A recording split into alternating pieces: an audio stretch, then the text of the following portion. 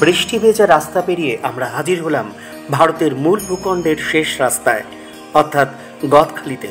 ফেরি পার করে আমাদের গন্তব্য আজ থেকে প্রায় 2000 বছর আগের বিশ্বের সর্ববৃহৎ অরণ্য সুন্দরবনে। সুপ্রভাত সবাইকে। ছাতা মাথায় দিয়ে দাঁড়িয়ে আছি। তো দাঁড়িয়ে আছি কোথায়? সুন্দরবনে। বর্ষার সিজনে এই নদীর রূপ আর তার সাথে ইলিশ মাছ। আমরা শীতকালে এসেছিলাম, যেটা আমাদের বিগত পর্বে আমরা দেখিয়েছি। তো আমাদের সঙ্গে থাকুন আর দেখতে থাকুন এই বর্ষায় ইলিশ উৎসব।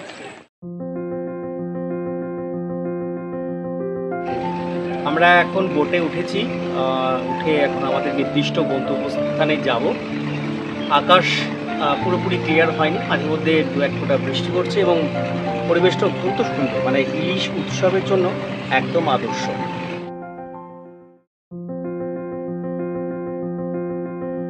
তো এখন ব্রেকফাস্টের পালা। ব্রেকফাস্টে গরম গরম ভীষণ গরম লুচি আছে, সঙ্গে আলুর দম আছে আর বড় একটা রসগোল্লা আছে। তো এটা খেয়ে আমাদের আপাতত জার্নি শুরু। তারপরে তো আরও আছেই।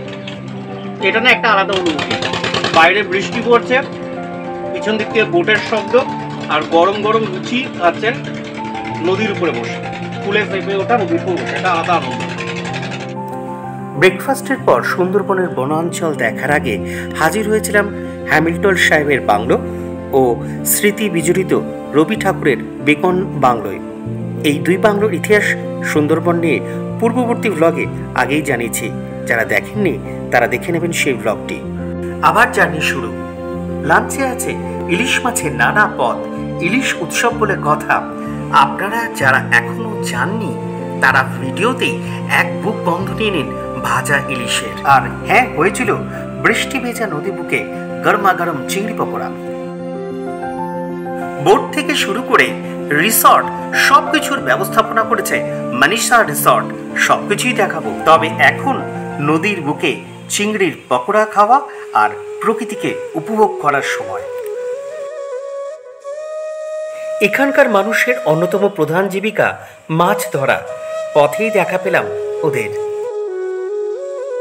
ইলিশ উৎসবের প্রথম দিনের দুপুরের মেনুতে মনীষা রিসর্ট আয়োজন করেছিল ভাত, ডাল, পটল চিংড়ি, বেগুন ইলিশ, সর্ষে ইলিশ, পাঁপড় আর চাটনি, সাথে ছিল স্যালাড। কেমন লাগছে সবাই ইলিশ উৎসব? ভালো লাগছে। আমাদের খুব সুন্দর এনজয় করছি। খুব সুন্দর সুন্দরবনে ইলিশ একমাত্র। একদম, এটা ঠিক। খুব সুন্দর। বর্ষায় সুন্দরবনে ইলিশ উৎসব, নদীর মধ্যে বসে এনজয়। একদম। সবাই আসো, এখানে ঘুরে যাও, দেখো কেমন জায়গা। ওই যে দেখালাম মাছ ধরছিল, আবার দেখা হলো বহুদিনের এক স্বপ্ন পূরণ। মাছ নদী থেকেই কিনে নিলাম টাটকা টাটকা মাছ। যারা সমস্ত কোলাহল থেকে বহু দূরে নির্জনতা পছন্দ করেন তারা আমাদের মতন আসতে পারেন সুন্দরবনের অফবিট লোকেশন দয়াপুরের দ্বীপে। মনীষা রিসর্টের নিজস্ব বোট ভিড়ল এই দ্বীপে। গ্রাম বাংলার অপরূপ শান্ত দৃশ্য দু চোখ ভরে দেখলাম। আমাদের থাকার ব্যবস্থা হয়েছিল নিউ মনীষা রিসর্টে। সুন্দর থাকার জায়গা, ঝাঁ চকচকে স্পেসিয়াস সবকটা রুম। এখানে থাকতে চাইলে স্ক্রিনে দেওয়া নম্বরে যোগাযোগ করতে পারেন। যে সমস্ত পর্যটক সুন্দরবনে ঘুরতে আসেন, নিউ মনীষা হোটেল নিজস্ব বোট আমাদের। আপনারা কম রেটেও ঘুরতে পারবেন, বেশি রেটেও ঘুরতে পারবেন। ক্যানিং টু ক্যানিং, গদখালি টু গদখালি, যেখান থেকে বলবেন লোকেশন দিয়ে আপনাদেরকে সুন্দরবন ভ্রমণ করার জন্য এখানে আনা হবে এবং আপনাদের অর্ডার অনুযায়ী আপনারা পরিষেবা পাবেন। ছবির মতন সুন্দর দয়াপুর দ্বীপ। একটু জিরিয়ে নিয়ে হাজির হলাম দয়াপুরের বাজারে। অদূরেই 1963 সালে স্থাপিত সরকারি উচ্চ বিদ্যালয় দয়াপুর পিসি সেন হাই স্কুল। দয়াপুর বাজার ও ফেরিঘাট দেখে ফিরলাম রিসর্টে। তখনও অনেক রাত হয়নি, তবুও নির্দিষ্ট সময়ে রাতে ছিল চিলি চিকেন আর ফ্রাইড রাইস। খেয়ে বলো কেমন হয়েছে? সুন্দরবনে এসে ভীষণভাবে আনন্দিত, খুব আমরা আনন্দ পাচ্ছি। সুতরাং আমরা চাইবো আবারও এখানে আসা। একদম সেই আশা নিয়ে আমরা এই খাওয়া শুরু করলাম। সুপ্রভাত সকলকে। আজকে আমাদের 2 রাত্রি 3 দিনের প্যাকেজের দ্বিতীয় দিন। আজকে আমরা যাব সাইট সিনে, আর লাঞ্চ এবং ব্রেকফাস্ট এবং লাঞ্চ দুটোই কিন্তু আমাদের হবে বোটে। আমাদের বোট রেডি আছে, তো আমরা এখন জঙ্গল পারমিশনের জন্য সজনেখালিতে যাব।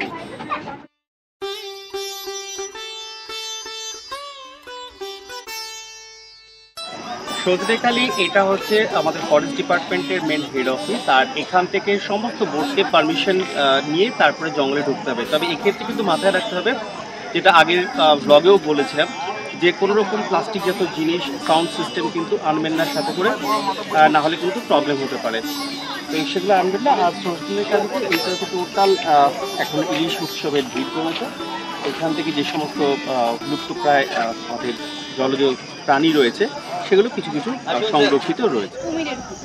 সোজা ওয়াচ টাওয়ার এসব দেখে নিয়ে এটা আমাদের এন্ট্রি ঘাট, পাশে কি সজনেখালি ওয়াচ টাওয়ার থেকে দেখে নিলাম প্রকৃতির সৌন্দর্য। আর যদি বাঘ মামার উঁকি দেন, বাঘ মামার অবশ্য দেখা পেলাম না, কিন্তু ফেরার পথে দেখলাম অসংখ্য ফুল ও ফলে সুন্দরী গাছ। বোটে উঠে পরিচয় হলো মনীষা রিসর্টের আসল মনীষার সাথে। নদীর বুকেই হলো ব্রেকফাস্ট। এদিকে চলছে দ্বিতীয় দিনের ইলিশ প্রিপারেশন। আজও হবে রূপালী শস্যের লোভনীয় নানা পদ। বোট এগিয়ে চলেছে। অসংখ্য নদ নদী মাকড়সার জালের মতন চারিদিকে বিস্তৃত, আর রয়েছে প্রচুর ম্যানগ্রোভ ও অজস্র গাছ। সরকারি গাইড মাঝে মধ্যে বুঝিয়েও দিচ্ছেন খালি শব্দটি এসেছে খাঁড়ি শব্দ থেকে। আমাদের পরবর্তী গন্তব্য সুধন্যখালি হয়ে দোবাকির দিকে। সুধন্যখালিতেও আছে ওয়াচ টাওয়ার, যদিও আমরা নামলাম না।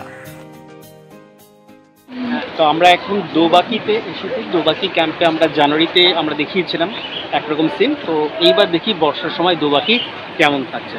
দোবাকি ওয়াচ টাওয়ার সুন্দরবনের অন্যতম আকর্ষণ। অনেক পর্যটক এখানে বাঘ দেখতে আসেন, তবে বাঘ দেখা ভাগ্যের ব্যাপার। সুন্দরবন ভ্রমণে গেলে দোবাকি ওয়াচ টাওয়ার ও ক্যানোপি ওয়াক অবশ্যই করবেন। বেলা গড়িয়ে আসে, এত খাওয়ার পরেও খিদেরা বেশ পেয়েছে। প্রকৃতির ছোঁয়ায় সব খাবার যেন নিমেষেই হজম হয়েছে।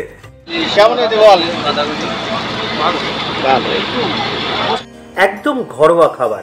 আজ কি আয়োজন করেছে মনীষা রিসর্ট, চলুন আপনাদের সাথে ভাগ করে নিই। এখানে রয়েছে ইলিশ মাছ ভাজা আর তেল ইলিশ মাছের। এছাড়াও রয়েছে ভাত, ডাল, ইলিশ মাছের মাথা দিয়ে বাঁধাকপি, গরম গরম ইলিশ মাছ ভাজা।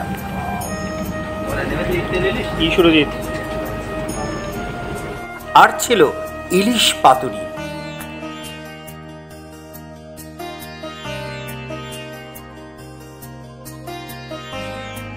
বাই দ্য ওয়ে, বর্ষার জন্য খুব দূরে ছিল হরিণ, গোসা, যা ক্যামেরাবন্দি করা মুশকিল।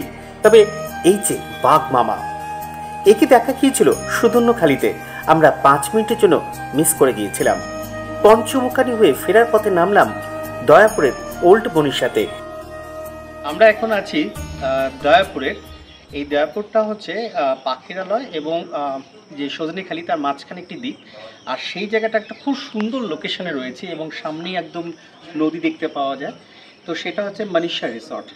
আপনারা যারা একটু অফবিট ভালোবাসেন আর একটু নিরালা ভালোবাসেন, তারা সুন্দরবনের এই মনীষা রিসর্টে আসতে পারেন। স্ক্রিনে অবশ্য আমাদের নম্বর দেওয়া থাকছে মনীষা রিসর্টে, প্রয়োজন পড়লে তাদের সাথে যোগাযোগ করতে পারেন।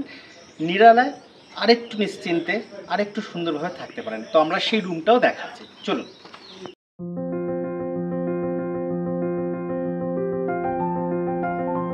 মনীষা রিসর্ট এটা একটু পুরনো, কিন্তু অত্যন্ত সুন্দরভাবে সাজানো গোছানো আছে।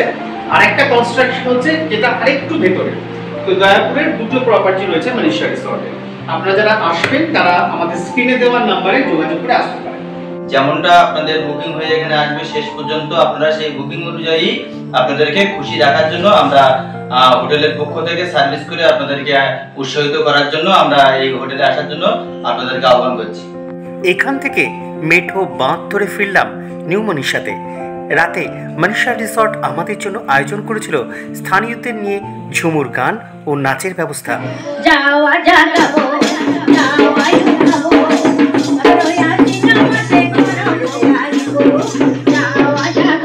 যাবো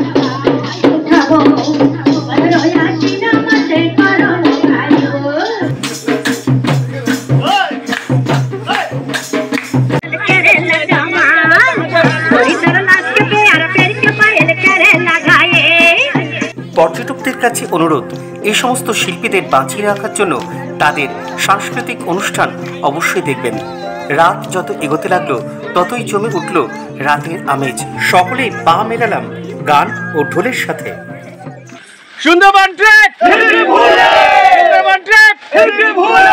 ফ্রেশ হয়ে বসে পড়লাম ডিনারে। আজ দ্বিতীয় দিনের রাতে ছিল ভাত, ডাল, বেগুন ভাজা, আলু দিয়ে খাসির মাংস, চাটনি আর পাঁপড়।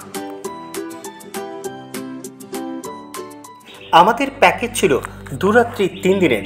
আজ তৃতীয় দিন। ক্রমশ দয়াপুর দ্বীপ ছোট্ট হতে লাগলো। ফিরতে হবে সেই কোলাহল মুখর সবুজহীন শহরে। এবারে ট্যুরে পেয়েছিলাম অসাধারণ সহযাত্রীদের আর মনীষা রিসর্টের উষ্ণ অভ্যর্থনা। তবে হ্যাঁ, শেষ হইয়াও হইল না শেষ। মনীষা রিসর্টের তরফে নামার আগে ছিল দুপুরের মহাভোজ। আজ বিশেষভাবে ছিল ইলিশ মাছের মাথা দিয়ে কচু শাক, চিংড়ি মাছের মালাইকারি আর ইলিশ ভাজা। আবার পোস্তর সঙ্গে বর্ষায় মনীষা রিসর্টের ইলিশ উৎসব কেমন লাগলো অবশ্যই কমেন্টে জানাবেন। যারা আসতে চান মনীষা রিসর্টে, যোগাযোগ নম্বর স্ক্রিনে দেওয়া থাকলো।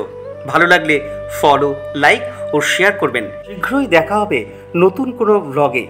আবার পোস্ত, খুঁজে নাও নিজেকে, ফাইন্ড ইয়োর সেলফ।